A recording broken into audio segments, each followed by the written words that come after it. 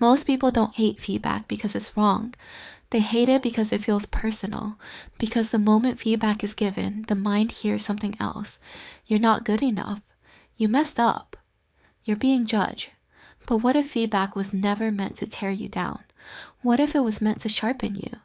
This is the story of Clara, and how learning the art of feedback changed not just her career, but the way she saw herself at work.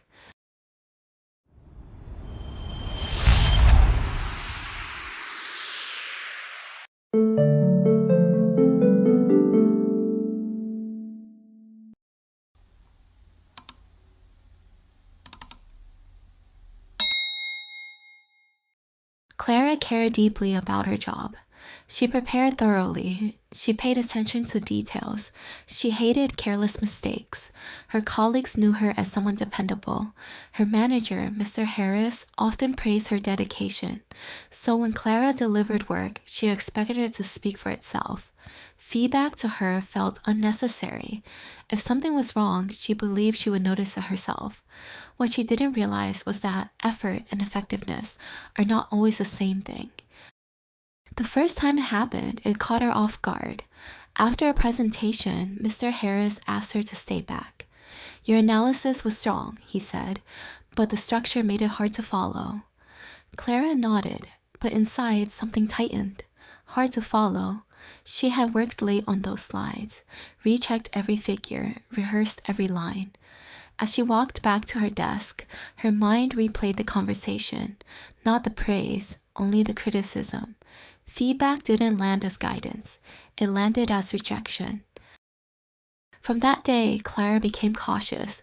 Whenever feedback came up in meetings, she braced herself. When James, a colleague, suggested a different approach, Clara explained her reasoning immediately. When Lana offered a small correction, Clara justified her choice. She wasn't arguing, she was protecting herself.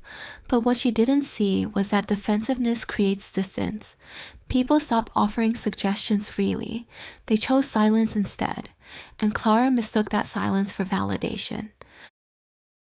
Clara wasn't only struggling to receive feedback, she avoided giving it too. When James made avoidable mistakes, she fixed them quietly instead of addressing them. When Lena missed deadlines, Clara absorbed the pressure rather than speak up. She didn't want to sound harsh, she didn't want to hurt anyone, but by staying silent, she allowed small problems to grow. Feedback avoided doesn't disappear, it accumulates. Tension eventually surfaced.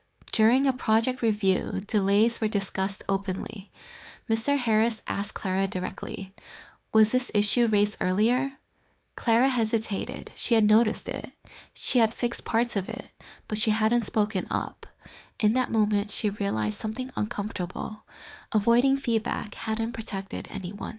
It had weakened the team. Later that week, Clara spoke with Nina, a senior colleague she respected. "I hate feedback," Clara admitted quietly. "It always feels like criticism." Nina smiled. "That's because you hear feedback as judgment," she said, "not information."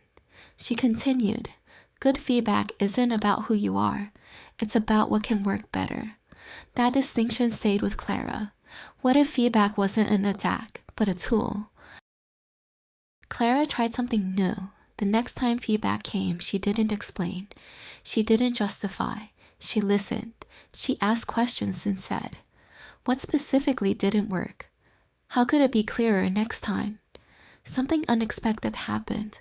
The conversation felt calmer, more collaborative, less personal. Feedback became a discussion, not a verdict. Clara also began practicing the other side. When James struggled on a task, she spoke privately. She focused on the work, not the person. "I noticed this part caused delays. Let's talk about how to fix it next time." James didn't shut down. He appreciated the clarity.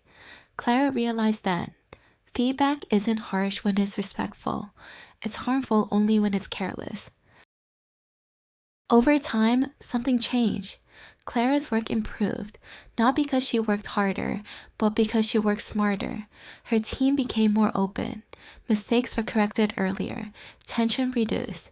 Even Mr. Harris noticed. You handle feedback differently now, he said one day. You've grown. For the first time, Clara didn't feel exposed by that comment. She felt proud. Feedback isn't a weapon, it's information. It shows you where you are and where you could be. Receiving feedback doesn't mean you failed. It means someone believes you can do better. Giving feedback isn't about control, it's about clarity. And the art of feedback lies in this balance: listening without defensiveness, speaking without cruelty, correcting without diminishing. Because growth doesn't happen in silence. It happens in honest conversations handled with care.